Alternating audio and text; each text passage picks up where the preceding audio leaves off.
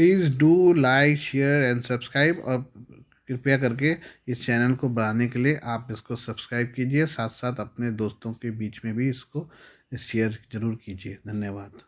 Good afternoon friend, आज की कुछ प्रमुख अपडेट्स इस प्रकार से हैं।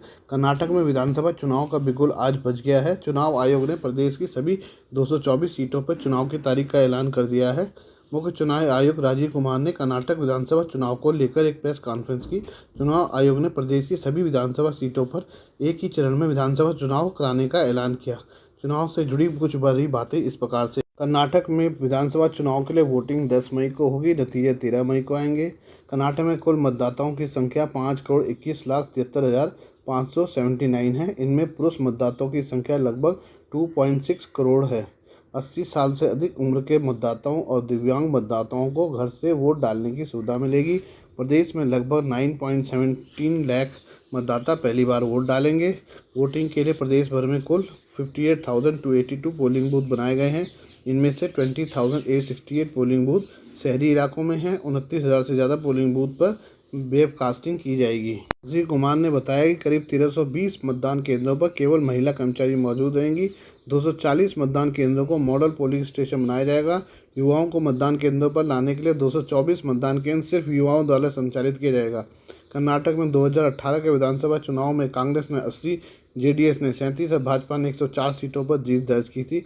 अन्य के खाते में 3 सीटें गई थी।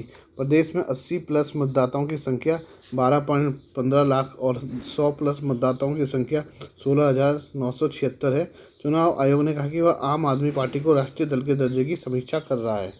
अब हम बात करते हैं यूक्रेन की। यूक्रेनी राष्ट्रपति वोलोदिमीर जेलेंस्की ने बुधवार को प्रकाशित एसोसिएटेड प्रेस के साथ एक साक्षात्कार में चीनी राष्ट्रपति शी जिनपिंग को देश का दौरा करने का निमंत्रण दिया।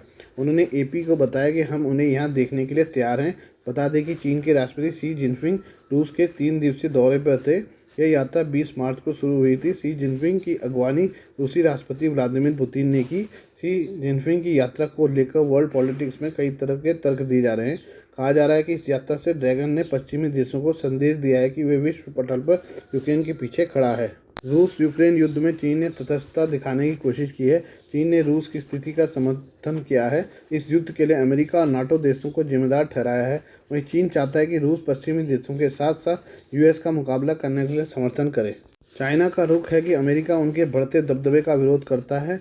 शी जिनपिंग ने अमेरिका के कथित प्रयासों के खिलाफ कई बार कड़ा रुख अपनाया है। इस बीच रूस और चीन के राष्ट्रपतियों की मुलाकात ने सबका ध्यान खींचा है। इस मुलाकात से विश्व राजनीति में क्या बदलाव आएगा, यह देखना अहम होगा। आइए अब हम पाकिस्तान के ग्वादर पोर्ट के बारे में बात कर लें। पाकिस्तान के ग्वादर में हक दो तहरीक के प्रमुख मौलाना हिदायतुर रहमान की रिहाई के लिए महिलाओं का मार्च शुरू हो गया है। मौलाना जनवरी से पुलिस की हिरासत में है। महिलाओं के मार्च के बावजूद शहर के हालात सामान्य बने हुए हैं। निषेधाज्ञा लागू कर बड़ी संख्या में सुरक्षा बलों की तैनाती की गई है। महिलाओं के मार्च का नेतृत्व मासी जैनब कर रही हैं, जो ग्वादर में 1 साल से ज़्यादा से चल रहे आंदोलन का चेहरा बनकर पाकिस्तान में और उसके बाहर उभरी हैं। मासी जैनब ने कहा, मौलाना को बेवजह गिरफ्तार किया गया है। सरकार का ध्यान जनता की समस्याओं पर नहीं है, वो केवल जनता की आवाज़ को दबाना चाहती हैं। ग्वादर में आंदोलन चीन को असीमित अधिकार दिए जाने और ग्वादर बंदरगाह व उसके नज़दीक के समुद्र में गतिविधियां चलाने का अधिकार देने के विरोध में चल रहा है। क्षेत्र के लोग अब मछली पकड़ने के लिए समुद्र में नहीं जा सकते। पहले यही उनका मुख्य धंधा था। अमेरिकी विदेश विभाग के उप प्रवक्ता वेदांत पटेल ने बुधवार को कहा कि राजनयिक मिशनों और राजनयिकों की सुरक्षा के लिए सभी उचित कदम उठाने के लिए अमेरिका प्रतिबद्ध है। प्रेस कॉन्फ्रेंस में पूछे गए एक सवाल का जवाब देते हुए पटेल ने संयुक्त राज्य अमेरिका में भारतीय राजनयिक सुविधाओं पर हिंसा की घटनाओं की निंदा की। कहा कि हिंसा कभी भी विरोध का स्वीकार्य रूप नहीं है। उन्होंने आगे कहा कि हमारे वियना कन्वेंशन दायित्वों के अनुरूप विभागीय, संघीय, राज्य और स्थानीय कानून प्रवर्तन अधिकारियों के साथ समन्वय सहित सभी उचित कदम उठाने के लिए प्रतिबद्ध है, ताकि इन सुविधाओं और उनके भीतर काम करने वाले राजनयिक व्यक्तियों की सुरक्षा की रक्षा की जा सके। पटेल वाशिंगटन डीसी में भारतीय दूतावास के बाहर हिंसक विरोध और सैन फ्रांसिस्को स्थित भारतीय वाणिज्य दूतावास में तोड़फोड़ पर एक सवाल का जवाब दे रहे थे। वेदांत पटेल ने कहा कि हम हाल ही में संयुक्त राज्य अमेरिका में भारतीय राजनयिक सुविधाओं पर विरोध प्रदर्शन के दौरान हुई हिंसक घटनाओं की निंदा करते हैं। हम प्रदर्शनकारियों के प्रथम संशोधन अधिकारों और फ्रीडम ऑफ स्पीच की में संलग्नता का समर्थन करते हैं। हालांकि हिंसा या हिंसा का खतरा कभी भी विरोध के रूप में स्वीकार्य रूप नहीं है। उन्होंने कहा, पत्रकारों के खिलाफ हमले कभी भी स्वीकार्य नहीं है। हम सिर्फ अपना काम कर रहे हैं। मीडिया के किसी भी सदस्य के खिलाफ हिंसा की किसी भी घटना और किसी भी राजनयिक सुविधा के खिलाफ हिंसा या तोड़फोड़ की किसी भी घटना की निंदा करते हैं। बता दें कि पिछले हफ्ते खालिस्तान समर्थकों के एक समूह ने यहां भारतीय दूतावास के सामने विरोध प्रदर्शन किया और हिंसा भड़काने की कोशिश की थी। यहां तक कि भारतीय राजदूत को धमकी भी दी, लेकिन कानून प्रवर्तन एजेंसियों के समय पर हस्तक्षेप ने उन्हें संपत्ति को नुकसान पहुंचाने से रोक दिया। कुछ दिन पहले खालिस्तान समर्थक प्रदर्शनकारियों ने सैन फ्रांसिस्को स्थित भारतीय वाणिज्य दूतावास पर हमला किया था। भारत ने इस घटना पर नई दिल्ली में अमेरिकी प्रभारी डी अफेयर के साथ अपना कड़ा विरोध दर्ज किया है और अमेरिकी सरकार से ऐसी घटनाओं की पुनरावृत्ति को रोकने के लिए उचित उपाय करने को कहा था।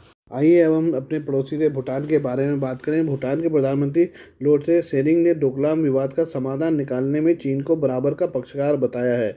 भूटानी पीएम का कहना है कि डोकलाम के विवाद को सुलझाने में भूटान, भारत और चीन बराबर के साझेदार हैं और तीनों देशों को मिलकर इसका हल निकालना होगा। भूटान के इस रुख से भारत को झटका लग सकता है, क्योंकि भारत का मानना है कि चीन ने अवैध रूप से इस उच्च ऊंचाई वाले क्षेत्र पर कब्जा किया है। बता दें कि 6 साल पहले डोकलाम में चीनी सैनिकों के अतिक्रमण को लेकर भारत चीन के बीच तनाव काफ़ी बढ़ गया था और लंबे समय तक भारतीय और चीनी सैनिक आमने सामने थे। दोनों देशों के बीच लंबी कूटनीतिक वार्ता के बाद डोकलाम में चीनी सैनिक पीछे हटे थे।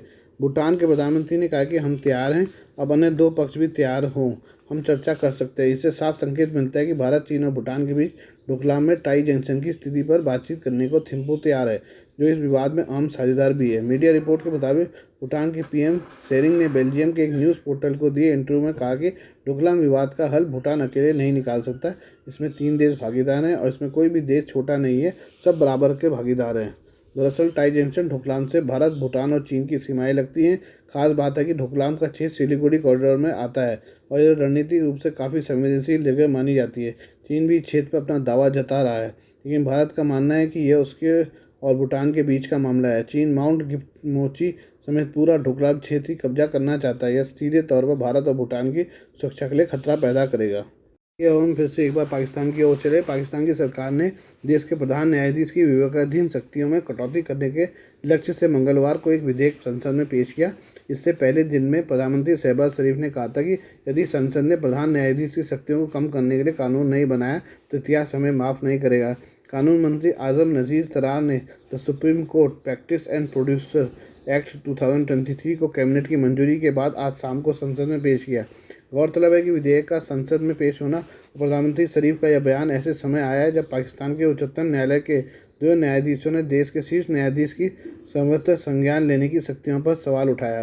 संसद के संयुक्त सत्र को संबोधित करते हुए शरीफ ने उच्चतम न्यायालय के न्यायमूर्ति मंसूर अली शाह और न्यायमूर्ति जमाल खान मडखौल के असमतिपूर्ण फैसले के बारे में विस्तार से बात की, जिन्होंने प्रधान न्यायाधीश के किसी भी मुद्दे पर कार्रवाई के लिए समेत संज्ञान लेने और विभिन्न मामलों की सुनवाई के लिए पसंद की पीठ का गठन करने के असीमित अधिकार की आलोचना की।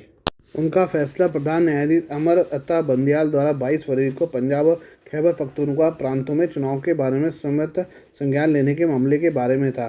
प्रधान न्यायाधीश की शक्ति को सीमित करने के लिए नए कानूनों की आवश्यकता के बारे में शरीफ ने कहा कि यदि कानून पारित नहीं किया गया तो इतिहास हमें माफ़ नहीं करेगा। द एक्सप्रेस ट्रिब्यून अखबार ने बताया कि इस बीच पाकिस्तान के मंत्रिमंडल ने मंगलवार को एक कानून के मसौदे को मंजूरी दे दी, जिसमें पाकिस्तान के प्रधान न्यायाधीश की विवेकाधीन शक्तियों को कम करने का प्रावधान है। संघाई सहयोग संगठन की बैठक दिल्ली में आयोजित हो रही है। आज संघाई सहयोग संगठन के सदस्य देशों के राष्ट्रीय सुरक्षा सलाहकारों की बैठक हो रही है। इस बैठक में शामिल होने के लिए कई देशों के एनएसए भारत आए हुए हैं। भारत की तरफ से राष्ट्रीय सुरक्षा सलाहकार अजीत डोभाल संघाई सहयोग संगठन की बैठक में शामिल हुए हैं। बैठक के दौरान अपने संबोधन में अजीत डोभाल ने कहा कि अंतर्राष्ट्रीय उत्तर दक्षिण ट्रांसपोर्ट कॉरिडोर में अपने दायित्वों का निर्वहन करेगा और उसमें चाबार बंदरगाह को शामिल करने के लिए प्रतिबद्ध है। भारत जून 2017 में संघाई सहयोग संगठन का सदस्य बना था, लेकिन इसके देशों में हमारे संबंध कई सदी पुराने हैं। बता दें कि उत्तर दक्षिण ट्रांसपोर्ट कॉरिडोर भारत से रूस के बीच का कॉरिडोर है, जो ईरान से होकर गुजरता है। इस कॉरिडोर का उद्देश्य भारत और रूस के बीच ट्रांसपोर्ट की लागत को कम करना और समय की अवधि को भी कम करना है। 7200 किलोमीटर लंबे इस कॉरिडोर में सड़कें, रेल और समुद्री रास्ता शामिल है। यह कॉरिडोर सेंट्रल एशिया और ईरान के जरिए भारत और रूस को जोड़ता है। भारत की कोशिश है कि ईरान स्थित चाबार बंदरगाहों को भी इस कॉरिडोर में शामिल किया जाए। बता दें कि चाबहार बंदरगाह भारत द्वारा विकसित किया जा रहा है और रणनीतिक रूप से यह बंदरगाह भारत के लिए बेहद अहम है। दिल्ली में आयोजित हो रही बैठक में चीन और पाकिस्तान के प्रतिनिधि नहीं पहुंचे और दोनों देशों के प्रतिनिधि वर्चुअली बैठक से जुड़े हैं। एससीओ की बैठक मुख्य गोवा में होनी है। इससे पहले 27-29 अप्रैल तक शंघाई सहयोग संगठन के रक्षा मंत्रियों की बैठक हो गई। इससे पहले पाकिस्तान ने काशी में आयोजित एससीओ के पर्यटन प्रशासन के प्रमुखों की बैठक में अपना प्रतिनिधि भेजा था। रक्षा मंत्रियों और विदेश मंत्रियों की बैठक के लिए भी पाकिस्तान को निमंत्रण भेजा गया था। पटियाला के एक वकील ने आरोप लगाया कि पंजाब के मुख्यमंत्री भगवंत मान की बेटी सीरत कौर मान को खालिस्तान समर्थक तत्वों से अपमानजनक फ़ोन आए हैं। मान की पूर्व पत्नी इंद्रप्रीत कौर ग्रेवाल, जो दंपति के 2 बच्चों के साथ अमेरिका में रहती हैं, ने वकील हरमीत बराड़ का फेसबुक पोस्ट साझा किया, जिसमें पूछा गया था क्या बच्चों को धमकाना और गाली देना उन्हें खालिस्तान बना देगा। पोस्ट में कहा गया कि मान की बेटी को खालिस्तान समर्थक तत्वों से अपमानजनक कॉल आए हैं और ऐसे समूह अमेरिका में मुख्यमंत्री के बच्चों पर हमला करने और उन्हें परेशान करने की योजना बना रहे थे। क्या आप बच्चों को डरा धमकाकर और गालियाँ देकर इस तरह खालिस्तान हासिल करने जा रहे हैं? ऐसे लोग सिख धर्म पर धब्बा हैं। पोस्ट को और साझा करते हुए इंद्रप्रीत ने घटना की पुष्टि की और लिखा, धन्यवाद, मैं वास्तव में इसकी सराहना करता हूँ। इंडियन एक्सप्रेस ने अपनी टिप्पणियों के लिए इंद्रप्रीत से संपर्क किया। उसके उत्तर की प्रतीक्षा थी। मान के बच्चे सीरत कौर और 18 वर्षीय बेटे दिलशान ने पिछले साल मुख्यमंत्री के रूप में उनके शपथ ग्रहण समारोह में भाग लिया था। मान और इंद्रप्रीत 2015 में अलग रहने लगे और बाद में उनका तलाक हो गया। अब उनकी शादी डॉक्टर गुरप्रीत कौर मान से हुई है। आज के लिए बस इतना ही। बाकी मिलते हैं कल आपसे नई खबरों के साथ। धन्यवाद।